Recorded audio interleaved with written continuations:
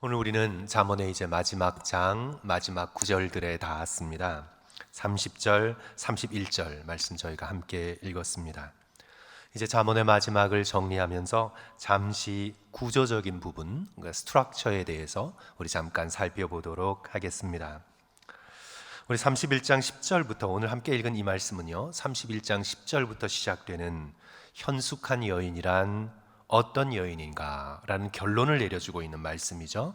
그래서 현숙한 여인이란 다른 어떤 것보다 여호와를 경외하는 여인이라, 그런 여인은 하나님께 사람들에게 칭찬을 받게 될 것이다 라는 이 31장 30절부터 31절은 현숙한 여인에 대한 이 노래의 결론이 되기도 합니다. 하지만 성도 여러분, 이것이 잠언 전체의 결론일 수도 있습니다. 우리 30절 다시 한번 성도 여러분 한 목소리로 읽었으면 좋겠습니다. 고운 것도 거짓되고, 시작. 고운 것도 거짓되고 아름다운 것도 헛되나 오직 여호와를 경외하는 여자는 칭찬을 받을 것이라. 잠언을 마감하면서 무엇을 강조하고 있습니까? 여호와 하나님을 경외하는 것, 하나님을 두려워하는 것을 강조하며 마감하고 있죠. 잠언을 시작하면서 잠언 1장 7절에서 이렇게 말씀합니다. 여호와를 경외하는 것이 지식의 근본이오늘 미련한 자는 지혜와 훈계를 멸시하느니라. 그러니까 잠언을 시작하면서 지혜와 지식의 근본은 많은 어떤 정보를 가지고 있는 것이나 또는 인생을 어떤 자기의 수단과 방법을 사용해서 잘 살아가는 것에 있지 않고, 참된 지혜, 참된 지식은 여호와를 경외하는 것이다. 이렇게 해서 잠언을 열었습니다. 그리고 잠언을 닫으면서 여호와를 경외하는 여인은 칭찬을 받을 것이라. 여호와를 경외하는 것을 다시 한번 강조하고 있죠. 열어주고 닫아주고, 이것은 문학적인 용어로 인클루시오라고 말합니다. 포위 구조라고 말하기도 하고, 한문에 좀 복잡한 걸 써서 수미 상관 구조라고 얘기도 합니다. 처음과 마지막을 같이 열고 닫아줌으로써 전체를 둘러싸서 잠언의 책의 주제를 여호와를 경외하는 것이라고 강조하고 있는 구조이지요. 오늘 이 말씀은 지혜와 지식뿐만 아니라 아름다움의 근원도 결국은 여호와를 경외하는 것이다, 우리에게 알려주고 있는 말씀입니다. 우리가 또 이제 잠언을 마감하면서 살펴볼 구조 한 가지는 잠언 31장 10절부터 31절 이 말씀은 현숙한 여인을 노래한 시인데요, 알파벳 시입니다. 우리 한글로 치자면 기역, 니은, 디귿, 리을 이렇게 해서 한 절씩 이어져가는 알파벳 시인데, 히브리어 알파벳이 22개입니다. 그래서 22절로 이루어져 있습니다. 이 알파벳 시는 온전함과 완전함을 상징합니다. 처음 글자 A에 해당하는 알레프, 알파에 해당하는 알레프에 시작해서 마지막 글자 오메가에 해당하는 타우까지 처음부터 끝까지 현숙한 여인이란 어떤 것인가에 대해서 노래하고 있는데, 그 온전한 아름다움, 온전한 고귀함은 바로 여호와를 경외하는 것이다. 오직 여호와를 경외하는 여자는 칭찬을 받을 것이라 결론 지면서 잠언이 끝나죠. 그런데 성도 여러분, 그 다음 책이 무엇인가요? 이제 잠언을 끝내자마자 우리는 어떤 책을 읽게 되나요? 우리 기독교의 구약의 순서로는 전도서예요. 그런데 우리 유대인들이 사용한 훨씬 더 우리 기독교의 순서보다 오래된 구약의, 그러니까 유대인들의 히브리 성경의 순서는요, 잠언 다음에 룻기로 갑니다. 그 다음에 아가로 이어져요. 그래서 자연스럽게 히브리 백성들은, 고대의 유대인들은 이 잠언의 이 마지막 현숙한 여인이란 누구인가 라는 이 잠언의 마지막 부분을 읽고 그 다음에 읽게 되는 것이 바로 룻기입니다. 룻기는 나오미와 룻의 외모에 대해서 말하고 있지 않습니다. 겉모습의 아름다움에 대해서 기록하고 있지 않습니다. 오히려 이 나오미, 늙은 여자, 룻, 젊은 여자, 여인들을 상징하는 이 나오미와 룻의 아름다움을 그 사람들의 헷세드에서 찾습니다. 신실함에 대해서 찾습니다. 겉모습의 아름다움이 아닌 속사람의 아름다움, 인격의 아름다움, 영혼의 아름다움, 행위의 아름다움에서 여인들의 아름다움을 찾고 있습니다. 남자를 대표하는 보아스가 룻을 칭찬하며 이렇게 기록하고 있죠. 룻기 2장 11절 12절. 보아스가 그에게 대답하여 이르되 내 남편이 죽은 후로 내가 시어머니에게 행한 모든 것과 내 부모와 고국을 떠나기 전에 알지 못하던 백성에게로 온 일이 내게 분명히 알려졌느니라. 여호와께서 내가 행한 일을 보답하시기를 원하며 이스라엘의 하나님 여호와께서 그의 날개 아래에 보호를 받으러 온 내게 온전한 상 주시기를 원하노라.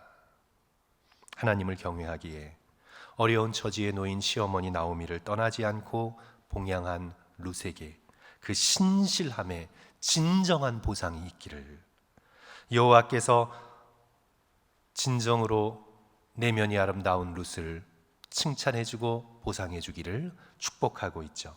오늘 현숙한 여인에 대한 이 잠언의 마지막 부분의 말씀과 동일합니다. 여호와를 경외하는 현숙한 여인에게 참된 상급이 있을 것이다. 오직 여호와를 경외하는 여자는 칭찬을 받을 것이라. 31절, 그 손의 열매가 그에게로 돌아갈 것이요 그 행한 일로 말미암아 성문에서 칭찬을 받을 것이라. 성도 여러분, 오늘날은 참으로 아름다움을 숭상하는 시대인데요, 진선미 가운데에서 참되고 선한 것보다 아름다움을 굉장히 숭상하는 시대입니다. 오늘날 사람의 아름다움에 대해서 누가 정의를 내리고 있습니까? 누가 이 사람은 아름답다, 이 사람은 어떻다, 누가 정의를 내리고 있나요? 누가 아름다움의 잣대를 가지고 판단을 하고 있나요, 성도 여러분? 오늘날 누구인가요? 누가 권위를 가지고 이것이 아름다움이다 말하는 미디어죠. 미디어가 정의를 내리고 있습니다. 인터넷, 영화, 드라마에 나오는 주인공들, 커머셜에 나오는 사람들, 여러 쇼에 등장하는 사람들, 모델들, 영화배우들, 탤런트들이 아름다움을 정의하고 있습니다. 아름다움이란 이런 사람들이다. 특별히 여성과 관련될 때 자극적이고 성적이고 젊어야 되고 말라야 하고 몸에 대한 왜곡된 이미지를 미디어를 통해서 전파합니다. 오늘날 아름다움을 정의하는 것은 미디어입니다. 그래서 오늘날 이 애노렉시아, 섭식장애가 만연하고 있습니다. 이 섭식장애의 기본은 왜곡된 바디 이미지에 따른 자신의 몸에 대한 경멸에서 시작합니다. 그래서 이 애노렉시아, 거식증은 현대적인 질병입니다. 오래돼봐야 19세기 말에서 20세기 초에 시작되었던 질병이에요. 사진이 발명되고 이미지가 굉장히 중요하게 대두되고 사람의 몸에 대한 관심이 늘어나면서 왜곡된 바디 이미지를 부추긴 데서 오는 현대적인 질병입니다. 오늘날 인터넷 시대, 몸을 상품화하는 시대에 계속돼서 늘어날 수밖에 없는 질병입니다.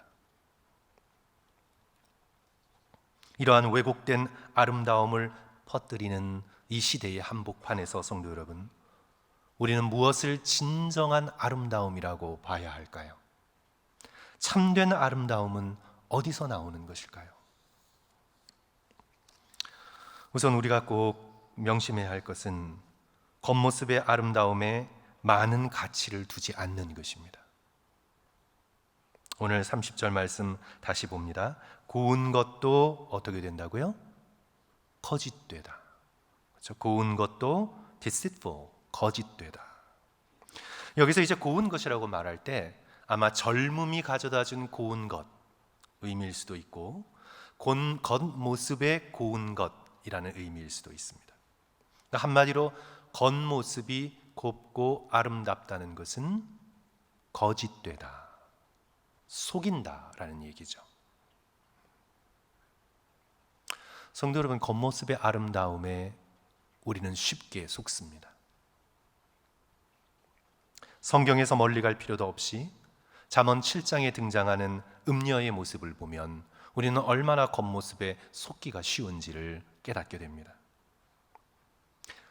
화려한 옷으로, 부끄러움을 모르는 얼굴로, 애굽의 무늬 있는 이불로, 모략과 침향과 계피의 향기로, 입술의 고운 말로 유혹을 합니다.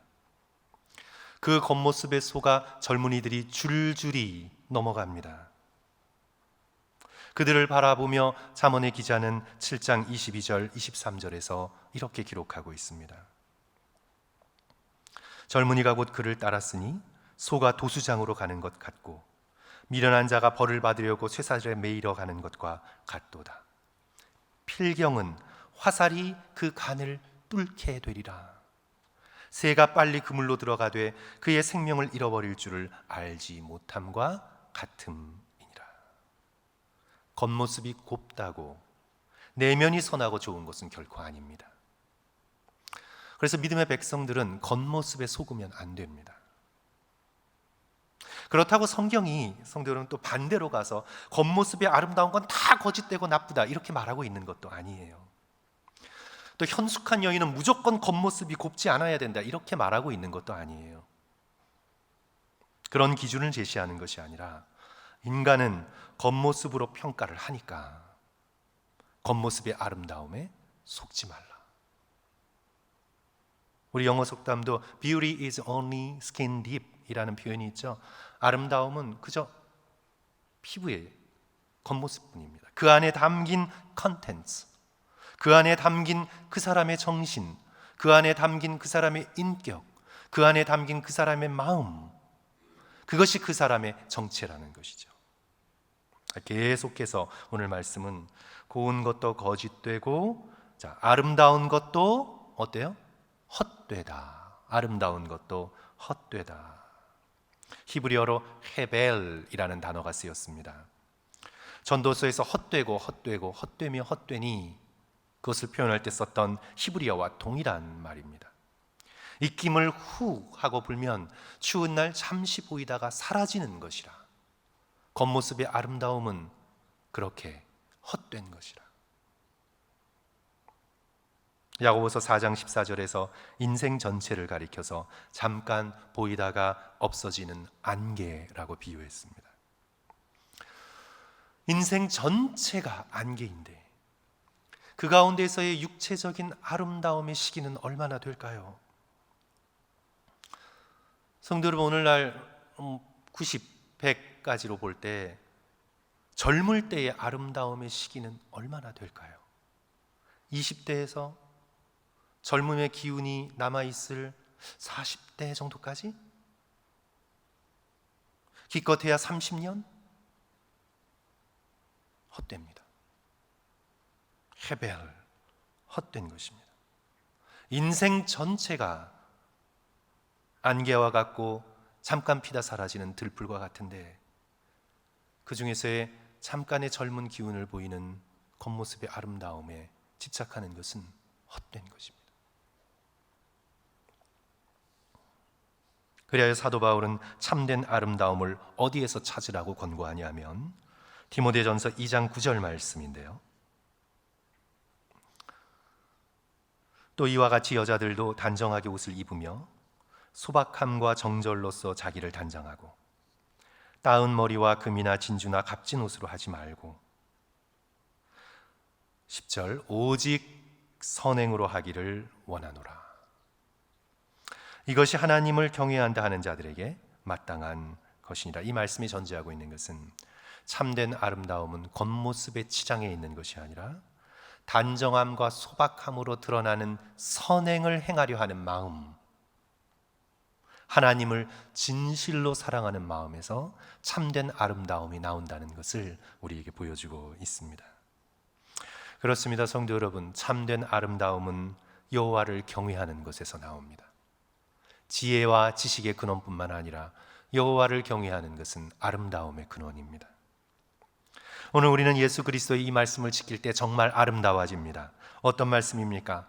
예수께서 성경의 모든 계명을 두 가지로 요약하셨습니다. 내 마음을 다하고 목숨을 다하고 뜻을 다하여 주 너희 하나님을 사랑하라 하셨으니 모든 것을 다하여 주 너희 하나님을 사랑하고 이것이 크고 첫째 되는 계명이요 둘째도 이와 같으니 내 이웃을 내 자신과 같이 사랑하라. 하나님을 생명 다해 목숨 다해 사랑하고 그 사랑을 받아 우리의 이웃을 향해 관심을 기울이는 것, 나의 이미지, 나의 비춰지는 모습이 아니라 하나님을 사랑하며 그것을 받아 다른 사람을 사랑하고 다른 사람의 관심을 가지면 그 사랑으로 우리가 아름다워진다는 것, 내면이, 마음이, 영원히 아름다워진다는 것을 오늘 이 말씀은 우리에게 증거하고 있습니다. 저도 우리 성도들과 마찬가지로 옛날 어렸을 때는 10대 때, 20대 때는 연예인들이 멋있어 보였어요. 그렇게 보였어요. 탤런트들, 모델들, 멋있다. 대학 다닐 때 어떤 연예인이 사진을 찍으러 오든가 영화를 찍으러 오면 친구들과 가서 이렇게 봤어요. 젊었을 때는 연예인들이 멋있어 보였어요. 그런데 성도 여러분, 이제는 더 이상 그렇게 보이지 않아요. 저는 오히려 자연스럽지 않은 모습에 뭔가 이상해요. 인공적인 모습 뭔가 아니에요. 저는 제가 아직 아재 세대에 속했는지 모르겠지만 전 남자들까지 화장하고 꾸민 모습을 보면 너무 깜짝 놀라고 어색해요. 과하게 꾸민 사람들을 보면 저 속에 뭐가 있을까? 저 사람의 정신세계는 어떨까? 저 사람의 마음은 어떤 모습일까? 저 사람의 영혼은 어떨까? 의심이 가요. 그러면서 점점 아름다워 보이는 분들이 있는데 하나님을 사랑하는 교우들, 예수 그리스도를 진정으로 사랑해서 하나님 앞에 나와 예배드리기를 즐거워하며 기뻐하는 교우들, 겸손히 드러내지 않고 섬기는 교우들, 어려운 분들의 아픔을 자신의 아픔으로 여기며 돌보는 교우들, 한마디로 하나님을 사랑하고 이웃에게 관심을 두는 사람들, 정말 가장 아름다운 사람들입니다. 사랑하는 성도 여러분, 오늘 이 말씀을 우리가 함께 받으면서 속사람의 아름다움이 최고의 아름다움이라는 것을 믿고 또 믿을 수 있는 저와 여러분이 되었으면 좋겠습니다. 성도 여러분, 그런 의미에서 인류의 역사상 가장 아름다운 사람은 누구일까요? 속사람의 아름다움이 최고의 아름다움이라면 하나님을 가장 사랑하는 데서 나오는 아름다움, 이웃을 가장 사랑하는 데서 나오는 아름다움이 지상 최고의 아름다움이라면 인류의 역사 가운데 가장 아름다운 분은 누구일까요? 예수 그리스도이십니다. 성도 여러분, 성경은 예수 그리스도의 외모에 대해서 말하고 있지 않습니다. 옛날엔 영화 찍을 때 예수 그리스도를 키가 크고 얼굴이 새하얗고 눈이 파랗고 머리가 노랗고 이렇게 묘사했지만 성경은 그렇게 묘사하고 있잖아요. 아마도 예수 그리스도의 외모는 흠모할 것이 없었을 것입니다. 키 제자들과 비슷했을 것입니다. 겉모습으로는 예수 그리스도께서 와 미남이다 이렇게 아무도 말하지 않았을 것입니다. 그러나 인류 역사상 예수 그리스도께서는 가장 아름다운 분이십니다. 누구도 예수님처럼 하나님을 사랑한 사람은 이 인류 역사상 없으니까. 누구도 예수 그리스도처럼 죄인들의 아픔을 당신의 아픔으로 감싸고 사랑한 분은 인류 역사상 없으니까. 예수 그리스도께서 인류 역사상 가장 아름답고 곱고 영광스러운 분이십니다. 바로 그렇게 가장 아름다우신 예수께서 공생애 동안 여인들을 대하신 모습을 성도 여러분들 보시기 바랍니다. 단 한 번이라도 여인들을 외모로 축소하지 않았습니다. 단 한 번이라도 여자들을 겉모습으로 축소하지 않으셨습니다. 단 한 번이라도 그들의 외모를 칭찬하신 기록이 성경에 있습니까? 단 한 번이라도 예수 그리스도께서 여인들의 겉모습을 보고 감탄하셨습니까? 그들이 입은 옷을 보고 그들의 치장을 보고 놀라셨습니까? 예수 그리스도께서 마리아와 마르다가 고아서 그들을 사랑하셨습니까?